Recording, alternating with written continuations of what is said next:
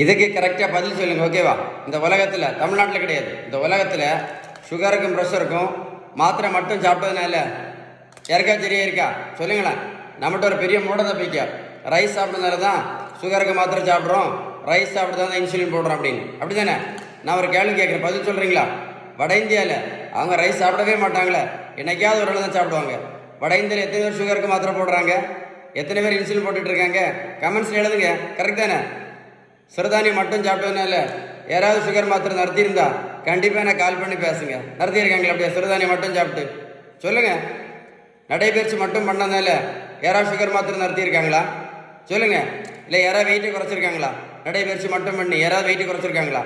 நல்லா கேட்டுடுங்க, சரியா? 1 கிலோமீட்டர் நடைபயிற்சி பண்ணினா கூட 40லேருந்து 50 கேலரி மட்டும்தான் இருக்க முடியும். அதில் நடைபயிற்சி மட்டும் பண்ணி எந்த மாத்திரையும் கண்டிப்பாக நிறுத்த முடியாது, வெயிட்டு கண்டிப்பாக குறைக்க முடியாது. ஒரு பேப்பரில் வேணால் எழுதி வச்சுக்கிடுங்க. கரெக்ட் தானே? சரிதானே?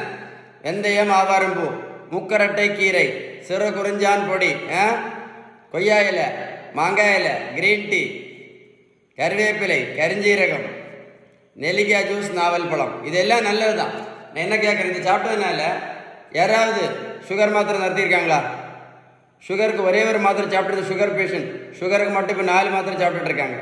மாத்திரை மட்டும் சாப்பிட்டுட்டு இருந்த பேஷண்ட் இப்போ இன்சுலினும் போட்டுட்டு இருக்காங்க.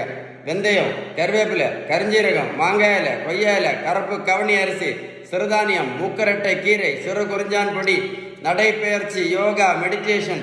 நல்லா கேட்டுடுங்க. மருத்துவத்தோட ஸ்டாண்டர்ட் புத்தகம் ஹாரிசன். அந்த புத்தகம் என்ன சொல்ல தெரியுமா?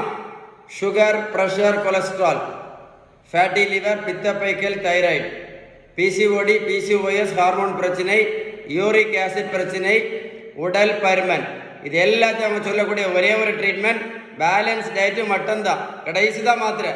வீடியோ சேவ் பண்ணி வைங்க, ஒரு கூட போட்டு கேளுங்க. நீங்கள் பேலன்ஸ் டயட் கரெக்டாக ஃபாலோ பண்ணீங்கன்னு வைங்களேன், என்னாங்க தெரியுமா? இன்னும் 50 வருஷம், எத்தனை வருஷம்? இன்னொரு 50 வருஷம் மாத்திரை இன்சுலின் இல்லாமல் இன்னும் எவ்வளோ நாள்? இன்னும் 50 வருஷம் ஆரோக்கியமாக இருக்கலாம் அப்படின்னு யார் சொன்னா? மருத்துவத்துள்ள ஸ்டாண்டர்ட் புத்தகம் ஹாரிசன். அதுக்கு பேர் தான் ரெமிஷன் இஸ் பாசிபிள். உங்களுக்கு பேலன்ஸ் டயட்டை பற்றி ஏதாவது சந்தேகம் இருந்தால் கண்டிப்பாக இந்த நம்பரில் கால் பண்ணி பேசுங்க. இந்த வீடியோ உங்கள் ஃப்ரெண்ட்ஸுக்கு ஷேர் பண்ணி கொடுத்தீங்கன்னா இந்த மாதிரி மாத்திரை இன்சுலின் போட்டு கஷ்டப்படக்கூடிய யாராவது ஒரு ஆளுக்கு அது யூஸ்ஃபுல்லாக இருக்கும். கண்டிப்பாக ஷேர் பண்ணி கொடுங்க. ஓகே.